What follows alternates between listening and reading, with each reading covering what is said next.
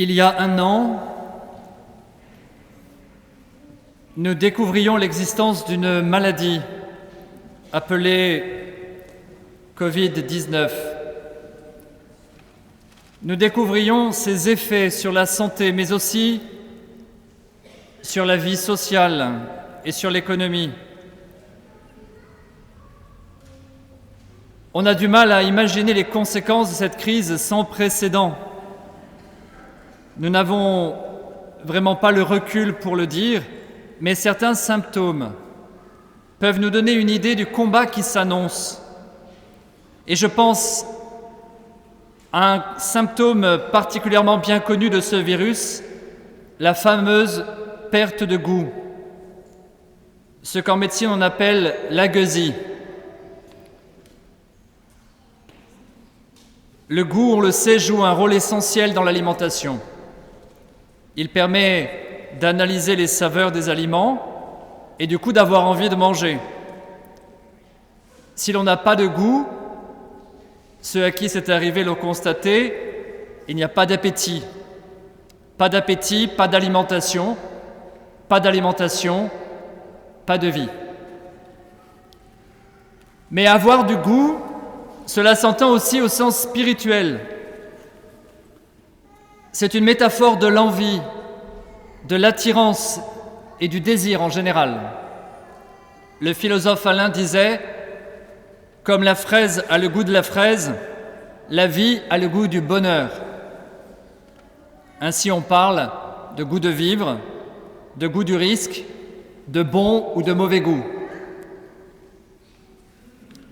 Or, il semble que ce virus planétaire qui ne cesse de muter et de s'adapter s'attaque en priorité à notre goût, qu'il soit physique ou spirituel. Perdre le goût, être dégoûté de la vie, ne plus avoir de désir ou d'envie, c'est un des risques les plus graves de cette trop longue pandémie. Nos anciens utilisaient le mot « assédie » pour parler de cela. Ça veut dire, en grec, ne plus prendre soin de rien, être indifférent à tout, être dégoûté, être deg, disent les jeunes. Appelons cela tiédeur, brouillard, désespérance, découragement. Ce dégoût de vivre peut venir de l'extérieur, par exemple d'une maladie. Mais cela peut suivre aussi une épreuve, un deuil, une blessure profonde ou un échec. Ce dégoût de vivre peut venir également de nous-mêmes, attention, de l'intérieur. Nous pouvons nous attiédir à force d'inaction, d'isolement, d'abandon de la prière ou de certains péchés qui pèsent sur notre conscience et qui nous font honte. Souvent, les facteurs intérieurs et extérieurs se cumulent. Où veux-je en venir ? La résurrection de Jésus, que nous fêtons aujourd'hui, la fête de Pâques, l'événement qui nous réunit, ce passage total et définitif de Jésus, de la mort à la vie, vient justement agir comme un antidote, on pourrait dire un vaccin contre le dégoût, le désespoir et le mal de vivre. Explication. Les apôtres, chers amis, les plus proches de Jésus, j'en suis certain, ont dû être eux-mêmes frappés d'agueusie spirituelle et physique. Je les imagine ne plus avoir rien envie de manger, avoir perdu le goût de vivre. Le soir du vendredi saint, leur maître était mort. En plus, il l'avait trahi, il l'avait abandonné. Judas s'était lui-même laissé mourir. Et ceux qui restaient s'étaient enfermés, confinés dans la honte et le désespoir. Plus d'espérance, plus rien à attendre. Les apôtres eux-mêmes ont connu cela. Mais écoutez bien, cette épreuve du découragement, Jésus lui-même a été tenté de la vivre. Au jardin de Gethsémani, juste avant d'être arrêté, nous disent les évangiles, Jésus vit un combat étrange où il dit « Père, éloigne de moi cette coupe ». Et cette phrase a peut-être ici son explication. J'imagine Satan en train de tenter Jésus et de lui suggérer que ce combat pour sauver les hommes est inutile. À quoi bon, Jésus? À quoi bon donner ta vie?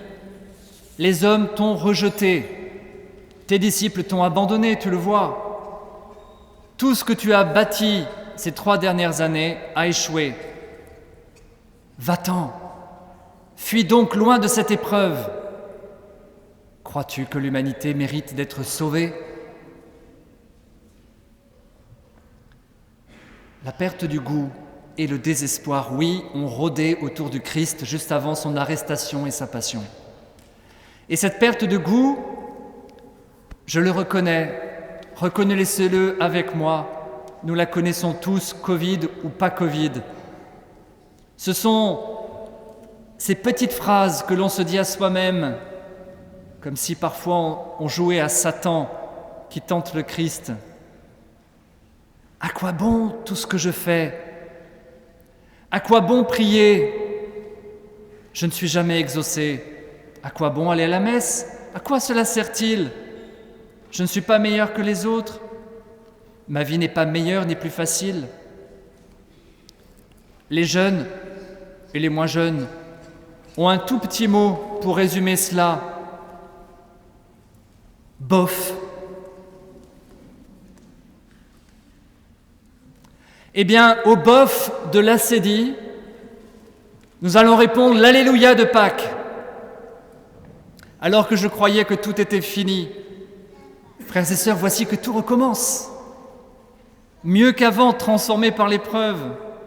Et au moment où je croyais qu'il n'y avait plus aucune issue, voici que la petite espérance pointe son air mutin, me fait un clin d'œil et me dit que la vie est devant, avec Jésus.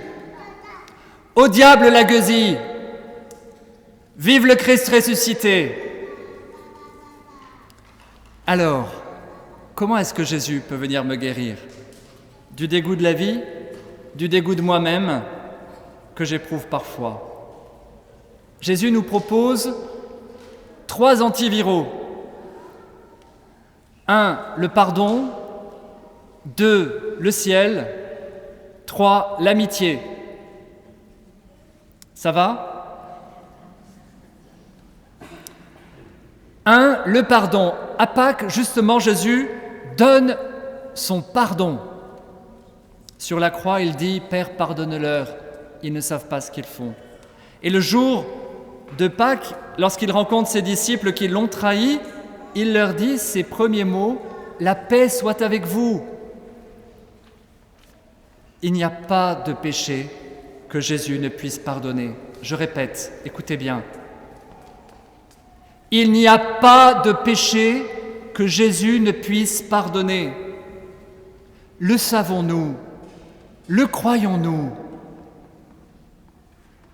Le désirons-nous?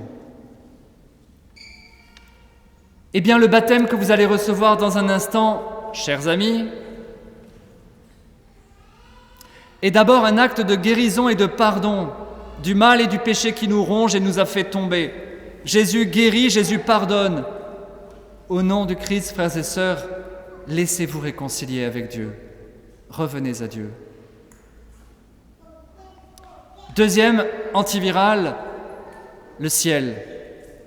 Pâques nous rappelle que nous sommes faits pour le ciel. Notre vie a un but. Le saviez-vous? Nous ne sommes pas faits uniquement pour cette existence terrestre, aussi belle et compliquée soit-elle, encore moins pour le néant. La vie ne s'arrête pas avec la mort. Un ami athée, à qui je demandais hier par SMS comment il allait, m'a répondu ce matin « Ceci, je vais comme d'hab, je déprime tranquille en n'attendant plus rien. Et toi ?» Moi Moi je crois au ciel. Non comme un opium pour supporter la vie, mais comme une puissance intérieure, un désir de vivre toujours avec Dieu. Une veuve de la paroisse me disait avoir entendu au fond d'elle la voix de son défunt mari lui dire un jour « Ma chérie, je suis bien plus vivant que toi. » Eh bien, la foi et le baptême, chers amis, qui vont vous unir dans un instant au Christ, vont vous éterniser et vous faire déjà entrer dans la vie éternelle. Pensez bien à cela, frères et sœurs. La vie éternelle ne commence pas le jour de notre mort, elle commence le jour de notre baptême. Quand nous sommes baptisés ou quand nous avons la foi, nous sommes toujours sur terre, mais nous sommes déjà au ciel. Nous sommes des êtres hybrides. Le souhaitez-vous ? Troisième antiviral, l'amitié de Jésus et l'amitié de nos frères et sœurs en Christ. Jésus ressuscité nous assure que nous ne serons plus jamais seuls. Et c'est peut-être pour cela que vous demandez le baptême. Avec Jésus, vous avez un guide sûr et expérimenté. Jésus, on peut lui faire confiance les yeux fermés. Chacun est aimé par lui comme s'il était unique. Il ne vous abandonnera jamais. Le pape François disait « Dans la vie, la pire anxiété, le trouble, naît de la sensation de ne pouvoir y arriver, du sentiment de solitude et de ne pas avoir de point de référence face à ce qui arrive. Cette angoisse dans laquelle les difficultés s'ajoutent aux difficultés de peut-être surmonter seul. Nous avons besoin de l'aide de Jésus, dit le pape. C'est pour cela que Jésus demande d'avoir foi en lui, c'est-à-dire de ne pas nous appuyer sur nous-mêmes, mais sur lui. Jésus est ressuscité et vivant pour être toujours à nos côtés. Jésus, je crois que tu es ressuscité, que tu es à mes côtés. Je crois que tu m'écoutes. Je t'apporte ce qui me trouble, mes soucis. J'ai foi en toi. Je me confie à toi. Alors, conclusion. Croyez-vous qu'on va rester maintenant les bras croisés à savourer notre chance de croire et d'espérer ? Le pape François disait « Chaque homme et chaque femme est une mission. C'est la raison pour laquelle on vit sur Terre.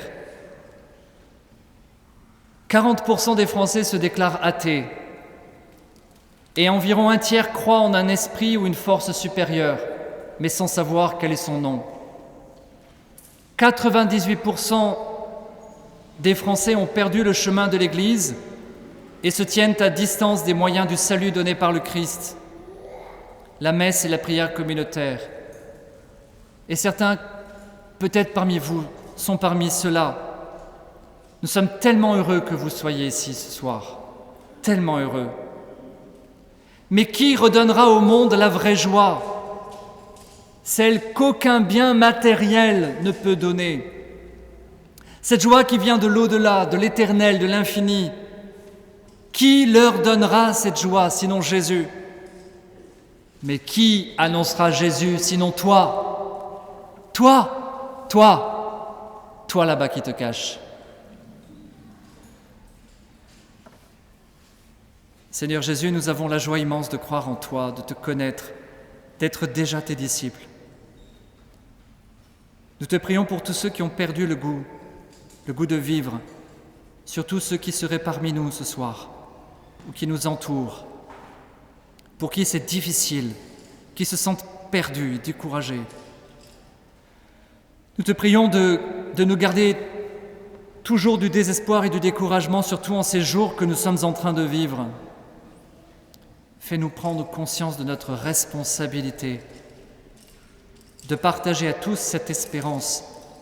Jésus, ressuscite-nous avec toi. Amen. Alléluia.